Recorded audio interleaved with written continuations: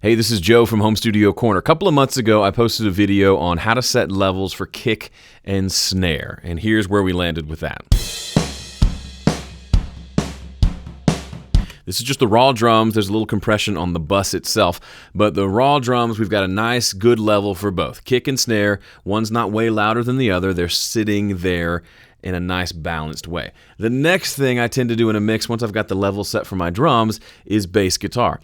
And these couple of first level setting sessions that we do are really important because everything else we pull up in the session as we move on, all the guitars and the vocals and everything else that's there, we're going to make decisions on those based on what we've done here with the guitars and bass. And if these are wonky, those will be wonky. So let's set level for the bass guitar. So real quickly, here's what our bass guitar sounds like. Okay, it's a big old beefy sounding guitar. And remember, we're just talking about level here, not EQ. Probably need to EQ out some of the low mids of that bass, but I just want to get the overall level right. So here's what I think about when setting levels for bass guitar. It's worked well for me. If you haven't tried it this way, you should try it as well. Think of bass guitar and kick drum as two sides of the same coin. In my head, when I'm mixing, kick and bass they're like Siamese twins, like they're joined together and kind of inseparable. The bass guitar helps my kick drum sound better. The kick drum helps my bass guitar sound better. But if the levels aren't right, then one of them stands out and the other is hidden, and vice versa. Sorry, microphone. So what I'm trying to do is to have the kick drum give me, let me draw it. Imagine a waveform that looks like this. Right here. Okay, really well drawn waveform. See how there's a big spiky part at the middle and then it trails off? In my head, the kick drum, that K represents the initial transient of that waveform, and then the bass guitar represents the sustain of it. If you think about, if you do much with synths, like synthesizers, there's the attack and there's the decay and sustain of a whole ADSR envelope thing. I think of the kick drum as the attack. It's the punch. It's the boom. And then I think of the bass as the woo that holds it out. So a bass guitar gives the kick drum sustain. Kick drum gives bass guitar some punch. Both of them are missing, right? A kick drum can't sustain for a full measure, right? It's just a very quick thing, but the bass guitar can. Bass guitar can't go thump. It can get close, but it can't quite go push like a kick drum does. But a kick drum mixed with the bass makes that happen. Now, bass players might hate that, drummers might hate that, I don't really care. When I'm mixing those, I try to have them both work together like that. So when I'm setting levels for that, that means I want the kick and the bass to be at really similar levels. I want them to feel like one instrument. The sound starts with the kick, and then it continues with the bass. I've said this before, it's kind of like the word boom. The kick drum is the B, the bass is the Let's make a t-shirt out of that. So let's do that real quickly, leaving the drums like we have them, because remember, the kick drum is more than just one track. We've got kick drum on the kick track. We've also got some kick drum in the rooms and the overheads. So I want to mix the bass to that sound. That's my quote-unquote mixed drum sound.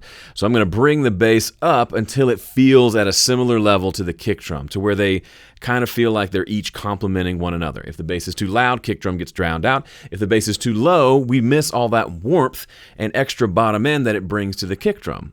So we need to find that right spot. One of the things I love to do is just to hit play, put my finger on a fader here, I've got a fader port here, and just move it with my eyes closed to find that sweet spot. Let's see what happens.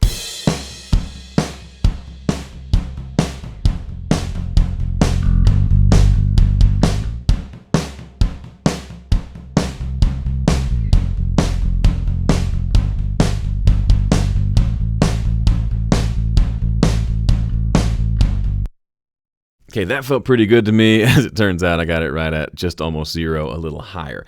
So this isn't, in hindsight, this isn't the best example because the bass is doing do.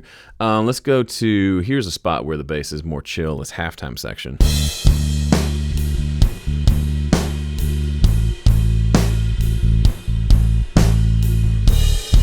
Okay, right there, my gut is the bass is too loud. It's louder than the kick drum. I don't want that. Let's pull it down a little bit so it feels more the same volume as the kick.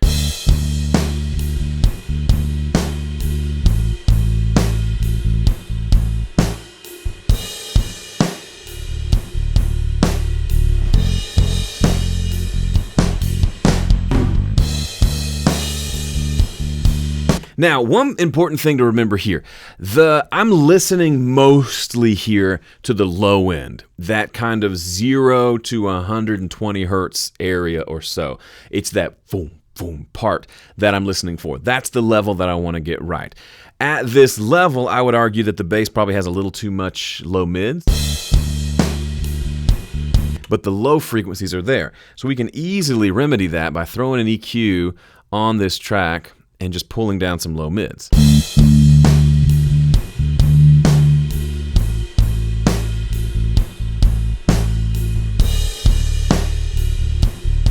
You hear how the bass and the kick are playing together now? Boom, boom, the boom, boom. It's a good little boom, boom. It's a good little dance right there. Boom, boom, right?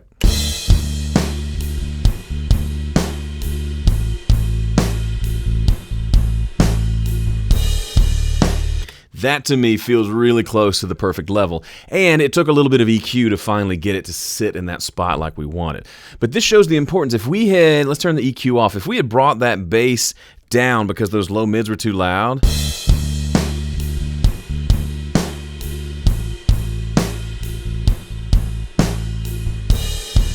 I mean, we're still kind of just hearing the low mids anyway, but now we've missed out on all that delicious low end that's there. Even if we EQ it now,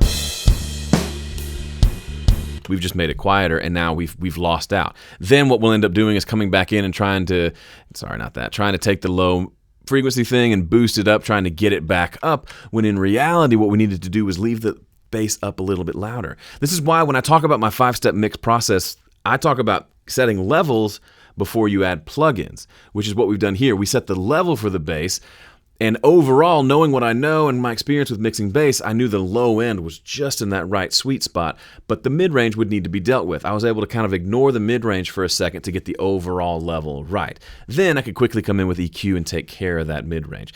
Now, why not just do that beforehand? I don't know, that's just the way that I've always worked. I like to get the levels there first, then carve frequencies out as needed to make the room that I need to make. But the overall level to me is more important. EQ, it's gonna happen. I'm gonna make it work with EQ, but getting that level right at the beginning is really, really important. And it's something that a lot of people skip through. So I hope this was helpful for you. If you have any questions, leave a comment, let me know. If you haven't subscribed already, please do. And if you'd like a copy of my free 5-step mix guide, you can get that, of course, at 5stepmix.com. Thanks for watching. See you in the next one.